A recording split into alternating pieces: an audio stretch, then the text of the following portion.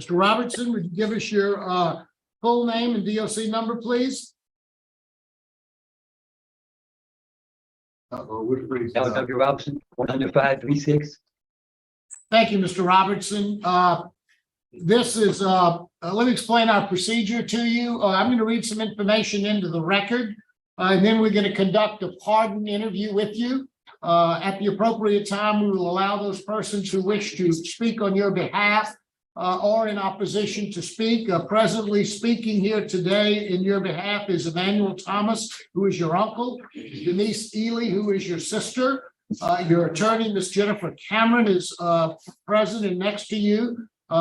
Present but not speaking is Ms. Donna Kavanaugh. And in opposition is Ms. Tracy Barbera, the first assistant DA for the East Baton Rouge Parish District Attorney's Office.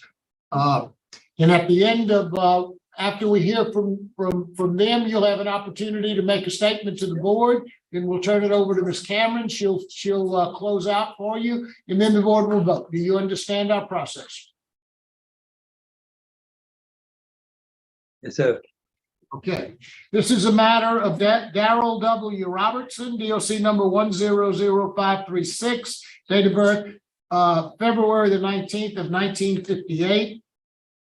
Mr. Robertson is serving a life sentence on the charges of first-degree rape and simple burglary, having been sentenced on the rape on August the 21st of 1981 and on the simple burglary on September the 16th of 1983. Is that information all accurate, Mr. Robertson?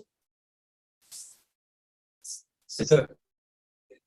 Your case has been assigned to Mr. Pete Freeman. Mr. Freeman, would you please answer Mr. Freeman's questions?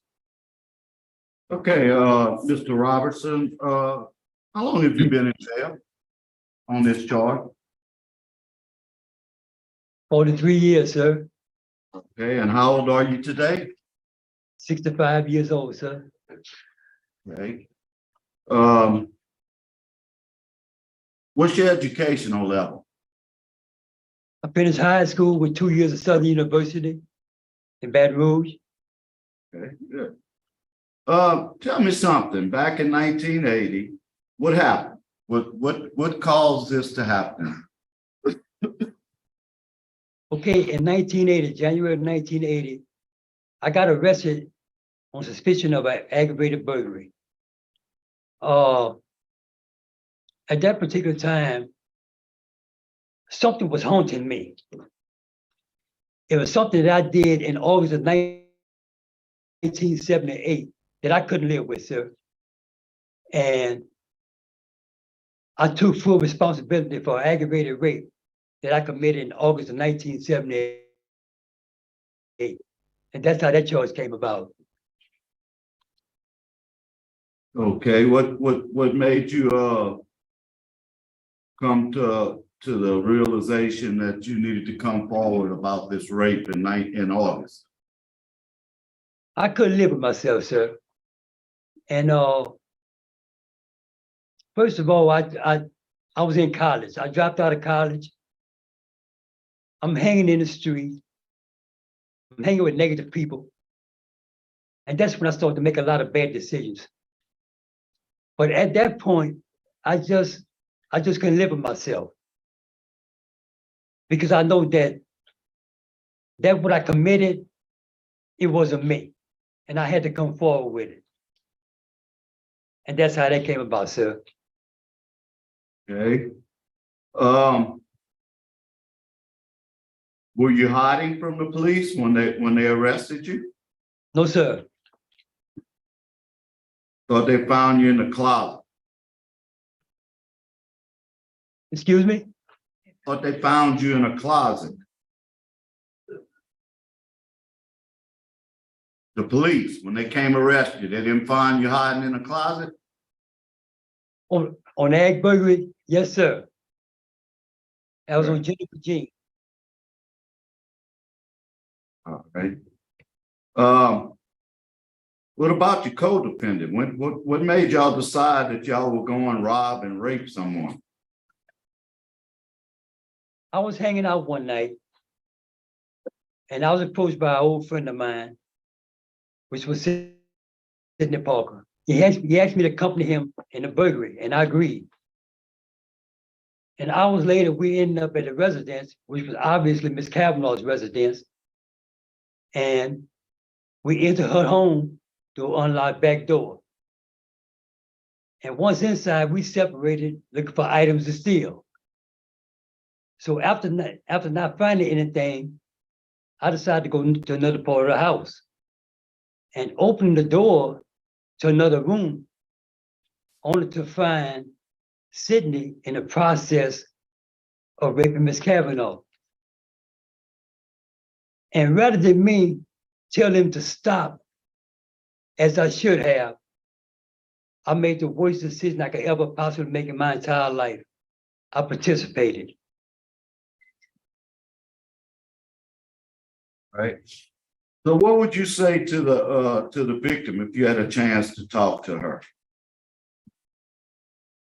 Words can never express how I really feel about the pain I've caused Ms. Kavanaugh and her family. I'm reflecting these past 45 years. I would have given anything to be able to give this, to be able to take this back. Unfortunately, I can't. Ms. Kavanaugh didn't deserve that. And I'm so shameful and remorseful for my actions.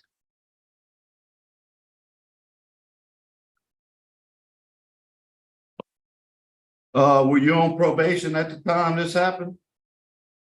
No, sir. You were not on probation when this occurred? No, sir. Your probation? I never been on probation, sir.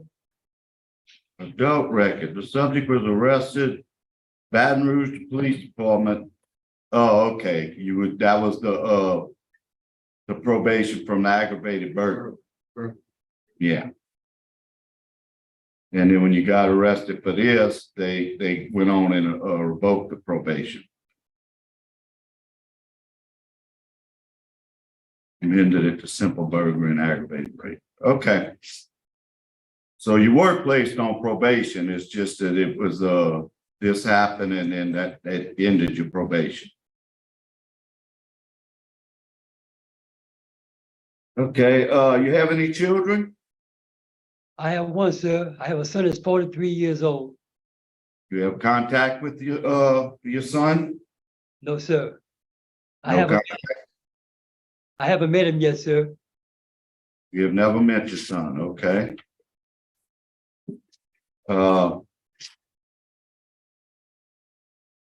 law enforcement, you have opposition from law enforcement. The victim, which it takes a lot of courage, wrote a letter and she is unopposed to you getting out. She says you served enough time. Your risk is low. Your custody is minimum. You had 81 write-ups, but your last one was in 2015. What happened in 2015 made you change? Because there was a lot of write-ups prior to then. But sir, yes, sir. Everything, a lot of things have changed in my life, sir. Speaking on the write-ups, it was still a time in my life where I wasn't doing anything positive in this prison. But at that time, God came into my life and I started taking a lot of programs that was afforded to me since I've been in prison. And that's when my decision-making changed, sir. And I got on the right track, right? All right. You've taken lots of classes. Which ones have affected you the most? Which ones you like the most? You got the most out of? I would say risk management, sir, because Which one? I would say risk management, sir, because it helped me. I say risk management, sir. Risk management. Mm-hmm. Which I'm also a facilitator. but it helped me recognize my risk factor. And it helps you identify, and whenever faced with this, it helps you combat that, because if and when you afford the opportunity to go home, it will keep you from reoffending. Once you can identify and understand your risk factor, sir, this keeps you from reoffending. What is your risk factor? What's your triggers? I would say denial, sir. I would say denial, sir. Denial. Because denial, I've been in denial for a long time, sir. And a person has to acknowledge what he's done. If a person doesn't acknowledge what he's done, is not willing to accept, it's the only way he'll be able to grow and learn from his mistakes, sir. Do you have a drug problem or an alcohol problem? Did you No, use sir. drugs, alcohol when you was on the street? No, sir. Okay, you have lots of support letters. I see you were a tier walker. Yes, sir. What other community service have you done while you've been in prison? Okay. As I said earlier, sir, I'm a facilitator with risk management. I'm a facilitator with faith-based. I'm a minister on staff. I encourage people daily to stay focused, keep their heads up, stay on the right track.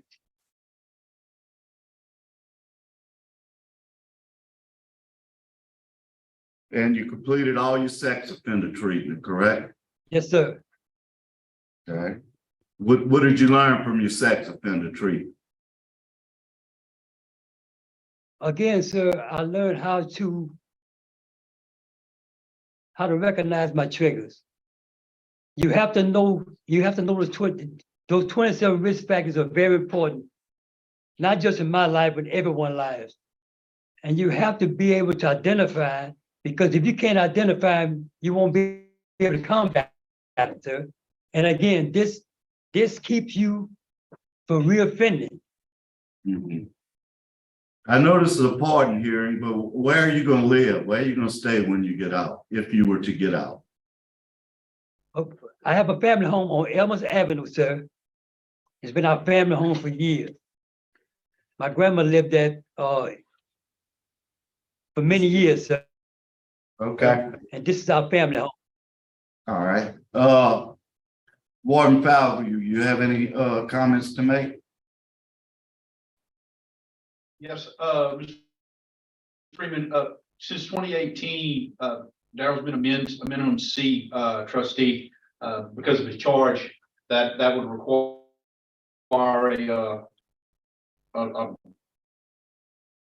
waiver, which was signed back in 2018. Since then, he had a brief time working as a janitor, cleaner, and body and fender. He's been in the hospital a couple of times too in these last 3 years. Currently, he is working as a fry cook as well as a janitor and cleaner. Okay, thank you.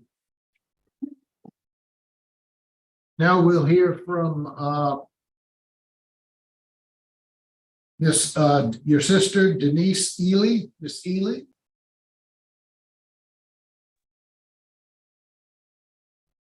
Hello,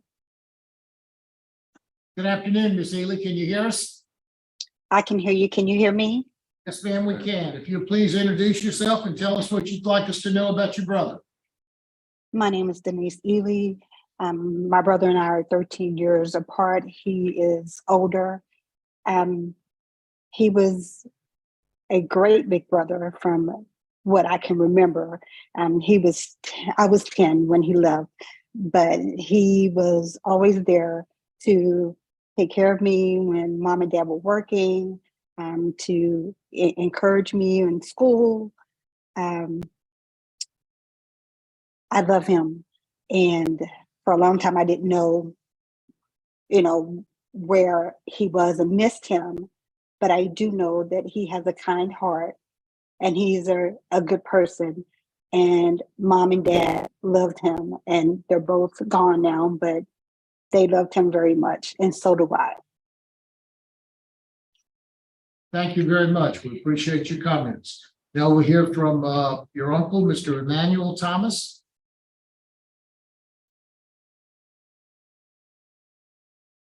Mr. Thomas, can you hear us?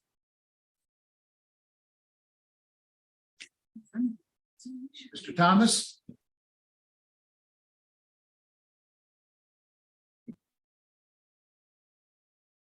So, is he on? Yes, he's unmuted too. Mr. Thomas, can you hear us? We can't hear you. Our technical information tells us that you're there and you're unmuted, but we can't hear you. Well, We can try to get it on the phone. Let's see, get an answer. okay, but we can, Mr. Robertson, is there anything that you'd like to say? Oh, I'm sorry, Ms. Barbera?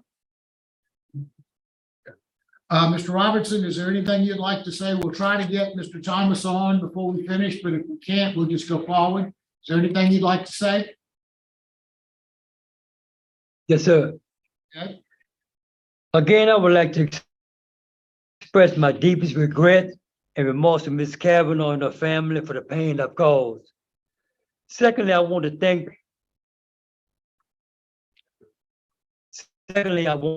thank God for making this day possible.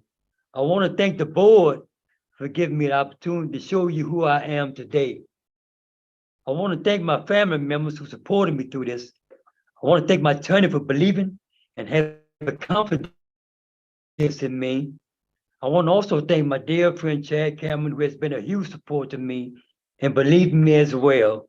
I can't say enough how terrible I feel for causing so much pain and hurt to Ms. Kavanaugh and her family.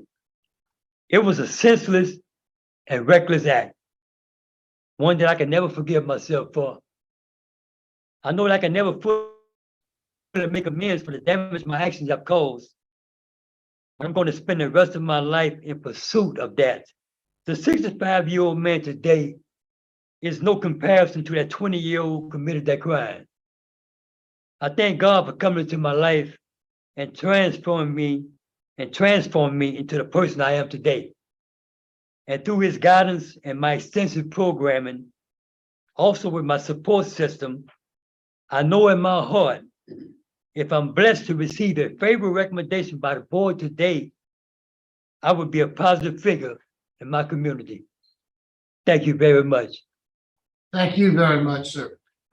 Ms. Cameron, you want to wrap it up for us? Yes. Sir, just a quick wrap up. I just wanted to clarify real quick for the board. The rape and burglary of Ms. Kavanaugh happened in 1978. There was a second burglary that Mr. Robertson was arrested for in 1980, which is when he took responsibility for the rape and burglary, but they didn't have him arrested at that point. Mr. Robertson lives with this every single day. I've had multiple conversations with him, and he just truly cannot even figure out what happened that night, why he would choose to join into such a heinous act. And he's extremely remorseful for it. He has served his community very well here in the prison. He may only be an orderly at the auto body shop, but the reentry students look for Mr. D and look forward to his scriptures that he passes out every morning, telling people to think on that scripture for the day and figure out how it's going to fit in his life. He's got reentry students down the walk cheering for him, ready to hear whether or not he's going to get a favorable recommendation today, because he's made such a difference in their lives. We just ask this board to show a favorable recommendation today. I will say real quickly, if there's an issue with Mr. Robertson's residence possibilities, both myself, my firm, as well as my family are willing to step up and try to help him find adequate housing so that he can go home. Thank you very much. Thank you, Ms. Cameron. Cameron, ready to vote? Yes. Spring? Okay, Mr. Robertson, I enjoyed the interview today. I think you were honest. I'm glad you have finally admitted your guilt and you've taken responsibility for it. That's the big first step that we look for. Took you a while to take it, but you finally took it. I find it. Yeah, so due to the amount of time he has served and lack of victim opposition, I vote to commute his sentence, recommend to the governor to commute his sentence to 75 years with immediate parole eligibility. Thank you, Mr. Freeman. Ms. Jackson? Mr. Robertson, again, I agree. I enjoyed hearing from you. I'm glad that you recognized just how harmful your conduct was, Ms. Kavanaugh. And because of her lack of opposition, that you have served others, my vote would be to recommend commutation to 50 years. 50 years, so that's my vote. Okay, Ms. Rochelle? Mr. President. Section.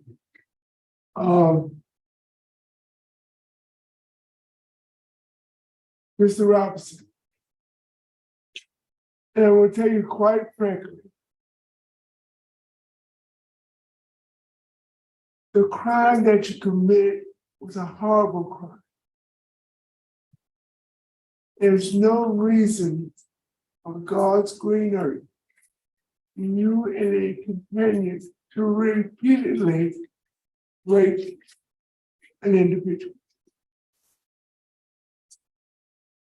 But solely based on the victim not opposing your release, and that is the only reason that you're going to get my vote today.